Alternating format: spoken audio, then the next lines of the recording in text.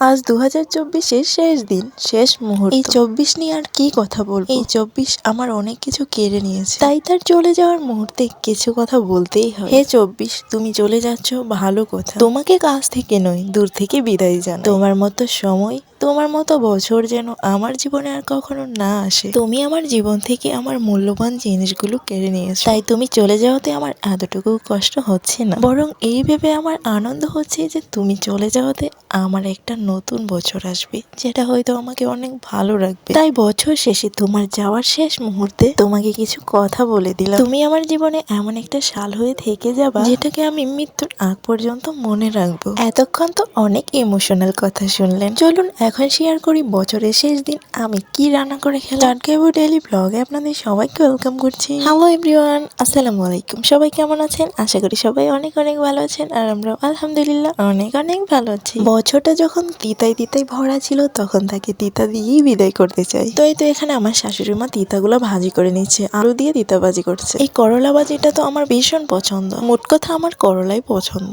করলার যে কোনো কিছুই আমার পছন্দ। করলা ভাজি বসিয়ে দিয়ে এই দিক দিয়ে মা ইলিশ মাছ রান্না করার জন্য এখানে মশলাগুলো কষিয়ে নিচ্ছে। তো এই তো অনেকক্ষণ মশলাগুলো কষানোর পর এখন এক এক করে তরকারিগুলো দিয়ে দিচ্ছে। আলু আর বেগুন মাছের পাতলা ঝোল করা হবে। আজকে কিন্তু টোটালি ডিফারেন্ট একটা তরকারি রান্না করা হবে। কেন এই কথা বললাম জানেন? কারণ আজকের তরকারিতে কোনো রকম গুঁড়ামরিচ ইউজ করা হয়নি, সম্পূর্ণ কাঁচামরিচ দিয়ে আজকের তরকারিটা রান্না করা হচ্ছে। ইলিশ মাছের তরকারিতে আমরা কখনো এক্সট্রা মশলা ব্যবহার করি না, এমনকি রসুন বাটাটাও ব্যবহার করি না। এর আগেও আমি অনেক ভিডিওতে এই কথাটা বলেছি, যারা যারা আমার ভিডিও দেখেন অবশ্যই সেটা জানে। এই তো সবগুলো তরকারি দেওয়ার পর এখন মা তরকারিগুলোকে সুন্দর করে লাড়াচাড়া করে দিচ্ছে। তরকারিটা লাড়াচাড়া করার পর এখন আবার ভাজিটাকেও লাড়াচাড়া করে দিচ্ছে। কতক্ষণ পর আমি এসে দেখি মা তরকারিতে ঝুলো দিয়ে দিয়েছে, মাছগুলো দিয়ে দিয়েছে। তো দেখেন কালারটা কত সুন্দর এসেছে কাঁচামরিচের তরকারি। তো চলুন আজকে আমি আপনাদেরকে দেখাই আমার শাশুড়ি মা আমার ভিডিওগুলোতে কত সুন্দর করে আমাকে হেল্প করে।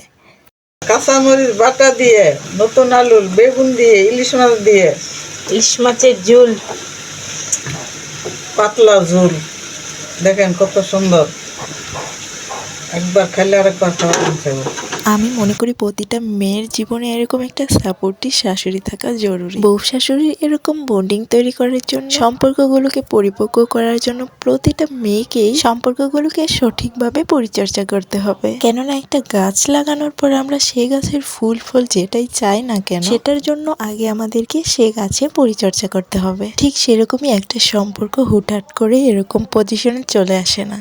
তো এই তো আজকে আমাদের দুপুরে রান্নার জন্য সবকিছু কমপ্লিট। ইলিশ মাছের তরকারিটা বুঝছেন, খাওয়ার পর এত মজা লেগেছে, মানে সত্যি বলতে মাছটা যে ফ্রিজে ছিল এরকমটা একবারও মনে হয়নি, মনে হয়েছে একদম তাজা। আর বাজির কথা কি বলবো, বাজিটাও অনেক মজা হয়েছিল। তারপর বিকেলের দিকে এই তো চাপড়ি বানিয়েছিল, পেঁয়াজ কুচি, কাঁচামরিচ কুচি, হলুদ, রসুন বাটা দিয়ে চাপড়ি বানালে এত মজা লাগে, তাই আজকে বিকালে বানিয়েছিলাম। তারপর তো আপনাদের ভাইয়া বাসায় আসার সময় এই তো নাস্তা এনেছিল, তো নাস্তাগুলো আমি ঢেলে নিচ্ছি। এটাকে আসলে কি বলে আমি বুঝতে পারতেছি না, ডিম পরোটা নাকি অন্য কিছু, যাই হোক, তবে খেতে অনেক মজা ছিল। আপনারা কেউ জেনে থাকলে অবশ্যই জানাবেন এটা আসলে কি পরোটা ছিল। তারপর সাথে একটু চটপটিও এনেছিল। তো 2024-এর এটাই আমার লাস্ট ভিডিও, এরপর আবার দেখা হবে আগামী বছর কোনো এক নতুন ভিডিওতে। তো আজকের মতো এখানেই শেষ করছি। সবাই ভালো থাকবেন, সুস্থ থাকবেন, আল্লাহ হাফেজ।